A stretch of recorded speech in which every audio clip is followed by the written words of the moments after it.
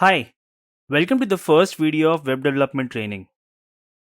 At the end of this video, you will be able to understand the terms web development and website, understand the significance of HTML, CSS, Bootstrap, JS, React, DBMS, and PHP in building a web application, understand the future prospects of web development. We all use various websites on a day to day basis, whether it is to buy some clothes, order some groceries, watch your favorite movies, and many more, and the list is never ending. But do you have any idea what a website is and who creates these websites? Don't worry, you will learn all about these as we will progress along in this training.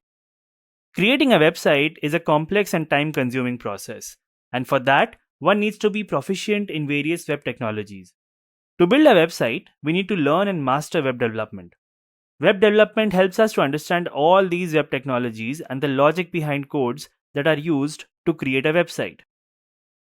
Through web development, you can create any website you want. If you have a cool idea like Mark Zuckerberg had, you can use it to build an online business which can get us a lot of money and fame. Or you can create a website like Wikipedia, which has been helping students all over the world since forever with their assignments. So, to create a website, all you need is an idea that solves a problem or has a purpose and good web development skills. Suppose you want to make a website that makes it easy for the college students to share the class notes. This will help everyone to do well in exams and not run around to find notes at the last moment. Wouldn't that be cool?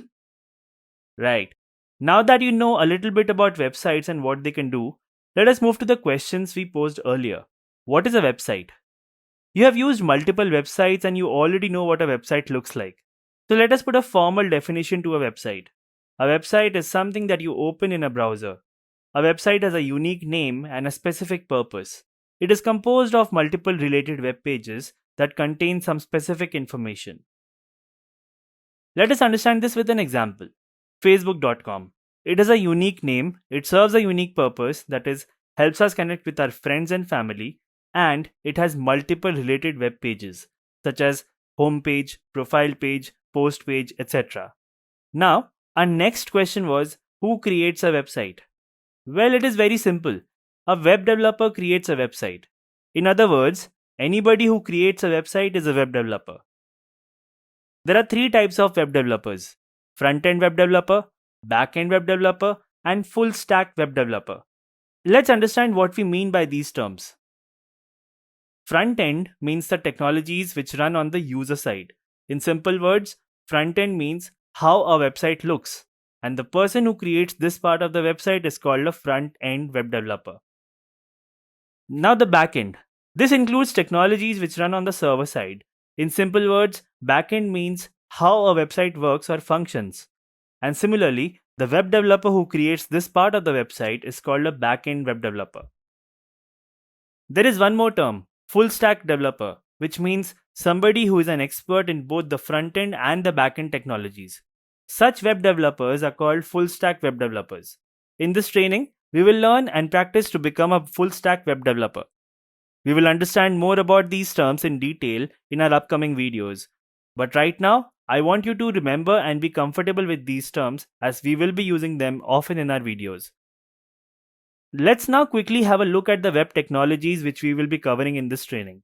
The first is HTML, which means Hypertext Markup Language. Whatever content we see on a website is because of HTML. The second web technology is CSS or Cascading Style Sheets. This web technology is used to style the content, that is, defining the size of the image or the color of the text. All of this and much more can be achieved using CSS. The third web technology is Bootstrap, which is a CSS library that contains some predefined CSS code. It gives a standard look and feel to the website and reduces a lot of our design and coding efforts. For example, using Bootstrap, we can quickly create a button that looks like this. It also provides us with some additional components like these carousels. Yes, the moving images and many more. Next is JavaScript or JS, which is a programming language that helps us to interact with our users. For example, if you browse the Amazon's product page and if you take the cursor over these thumbnail images, the main product image changes.